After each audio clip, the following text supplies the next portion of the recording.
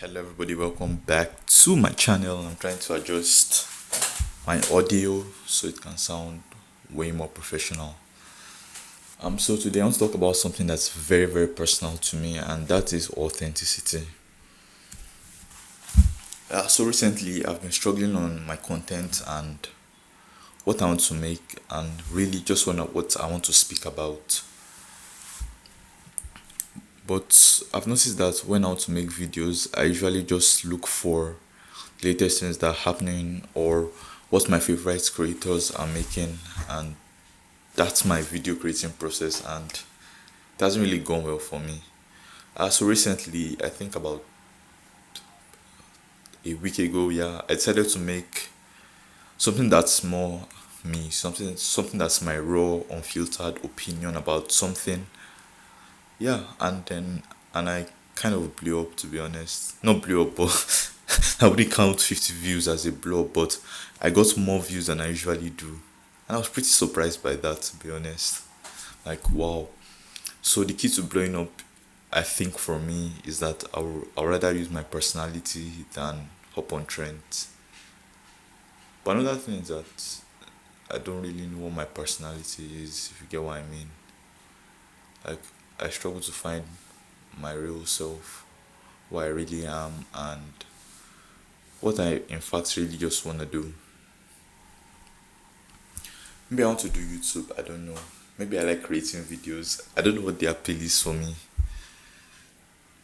I know I'm all over the place. I apologize for that, but that's just how I that's my thinking process. It's quite complicated and everything. Yeah, so that's what's been on my mind.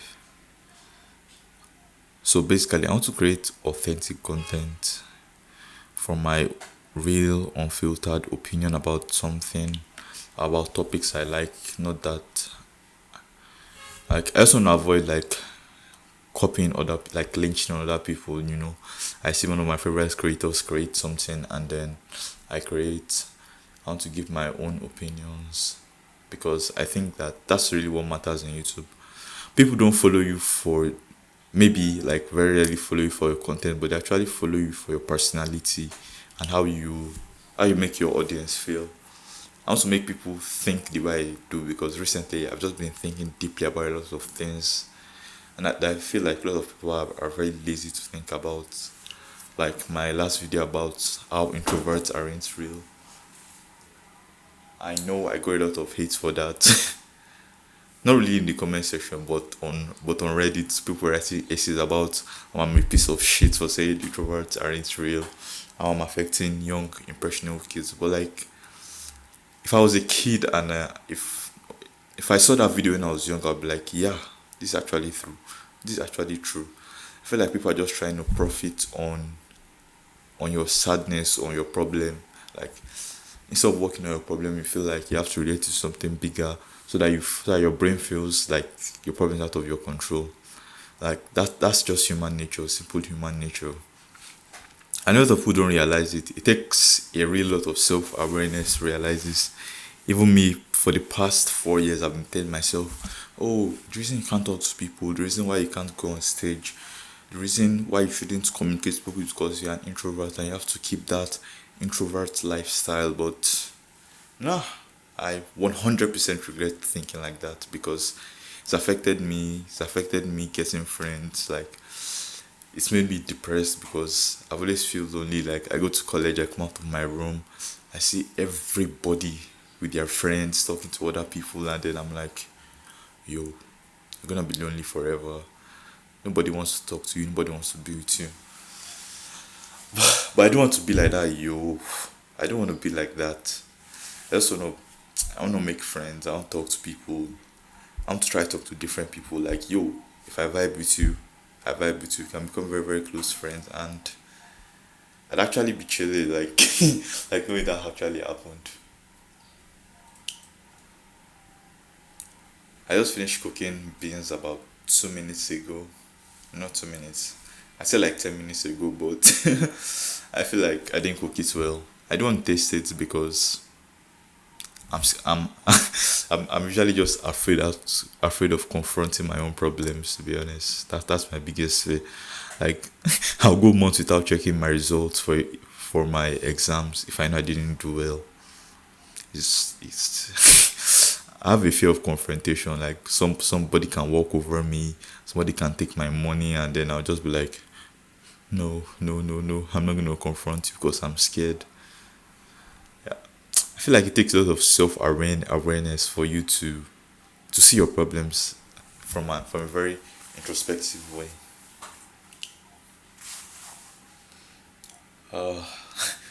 No, nobody's at home currently. That's why I'm. That's probably why I'm talking like very loudly right now. My voice is too low. Like, I struggle with my voice and my speaking, and that's one thing I want to do for this year. So I downloaded this app called Skillshare. Yes, Skillshare. I'm sure everybody knows what Skillshare is. So basically, there's a course on how you can improve your speaking, and I started taking it. There's a lot of exercises there, breaking exercises, a lot of value that I see there, and yo, might just try, might just try some of these videos and see how much I can improve my speaking. Like, even what I'm wearing now is part of my authenticity. Like, my videos, and when I was living in Canada, like, I barely wore my traditional clothing because I felt like it wasn't good enough to wear in Canada. But no, fuck that shit, man. Fuck the mentality.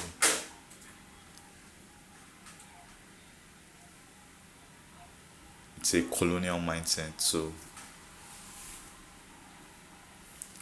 I'm gonna get proud of my clothing, and I'm gonna be happy with what I wear. Like, hey, this actually looks good, to be honest. Probably one of my best clothes. Probably one of my most favorite clothes. Like, see, look at the patterns. Beautiful. It's part of authenticity. So in more videos, expect me to wear like native clothes and everything. So my next video, I think, is gonna be about my trip to the market, Lagos market, the culture there, the culture in the market, and how it basically is. That's basically my plan for my next video about Lagos Island culture, about Yoruba culture meeting. So stay tuned for that. I'll probably film it here just now, talk about it generally, and yeah. Alright, so if you relate to what I said, I know it was all over the place, but if you can relate to what I'm saying about being authentic and being yourself and having your own opinions rather than following the crowd just try to fit in. Like, hey, hit me up. You can subscribe if you want to, if you think like me or if you like my ideas. I know my content isn't that good, but I'm striving to improve it every single day. Alright, peace. Bye. Yeah, so welcome back to another video. Today I'm going to be talking about Lagos Island Market. So Idumota Market is located. Idumota Market is located right in the middle of Lagos. Lagos is basically a group of islands, rivers, and a bay, and it's the most populated state in all of Nigeria. So so and right in the middle of Idumota, there's a big market there, one of the largest markets in Africa, in fact, and second biggest in Nigeria. So what usually happens in the Idumota market? So people go shopping with their family, with their people, to get the best prices of things. I mean, going to the market is in a lot of African cultures. For example, the old Yoruba people, they had a certain day every every Friday of every bi-weekly Friday. Everyone and their family go to their market to sell stuff, to buy stuff for the cheapest prices, and it's compulsory for everybody to give people like just a little bit of a discount. So in Nigeria, so during colonialism, when we were colonized by the British and everything, about the concept of grocery stores to the company to the country, but people don't really go to grocery stores. Only like extremely rich people go there to shops that are like very close to where people are. But in general, a lot of people don't go to clothes to clothing to stores to get their stuff.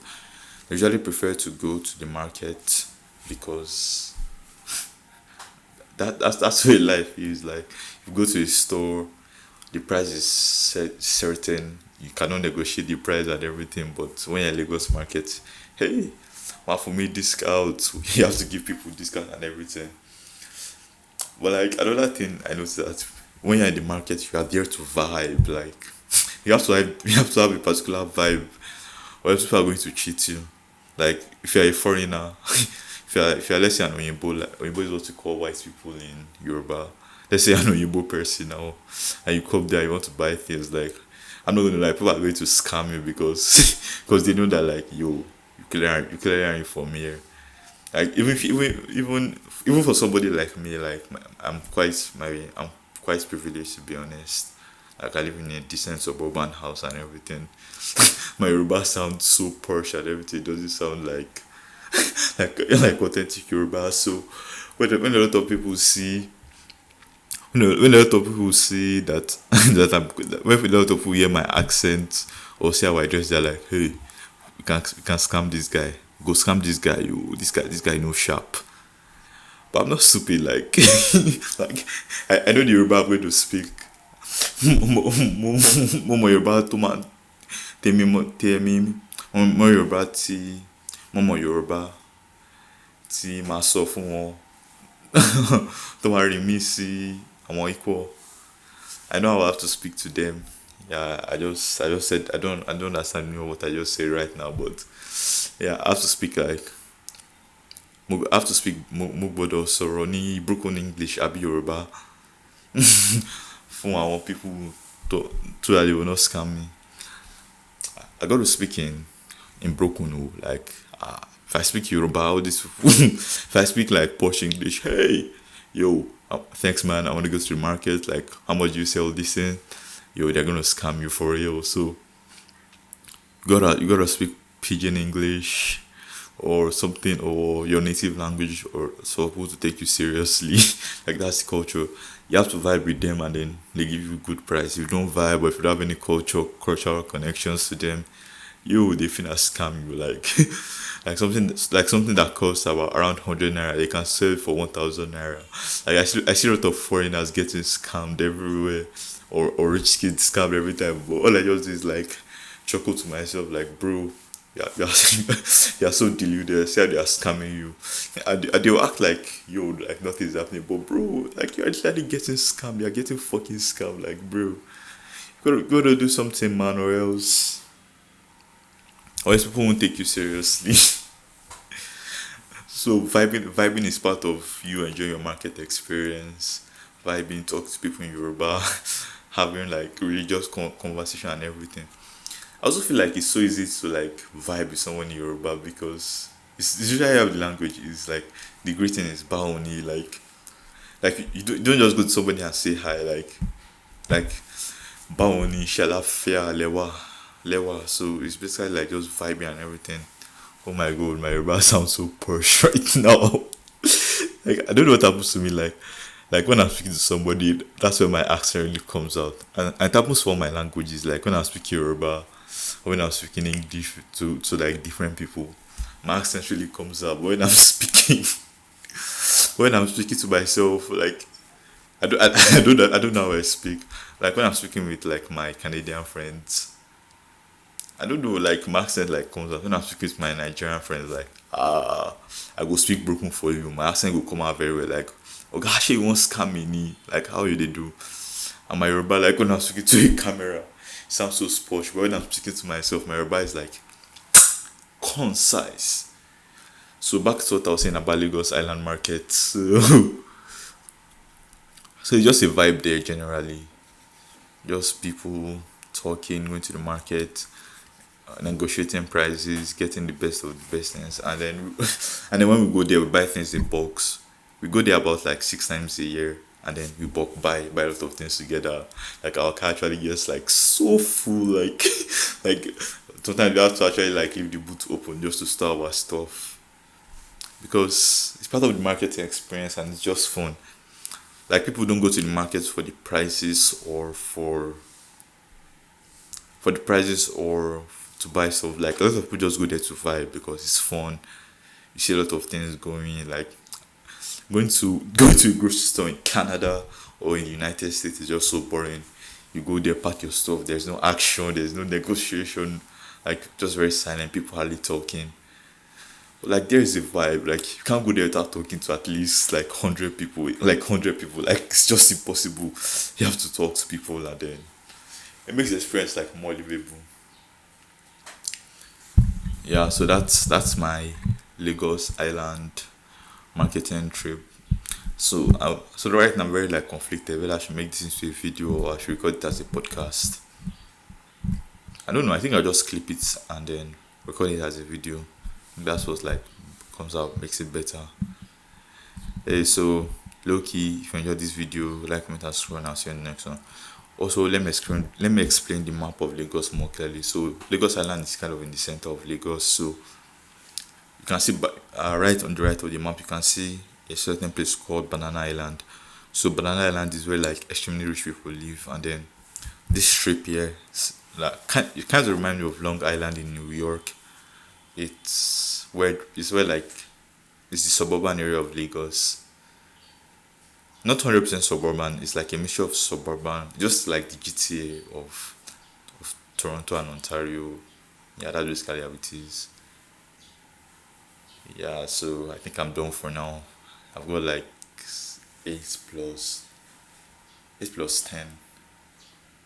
That's 18 minutes of footage done. All right. See you guys next time. Peace. Goodbye.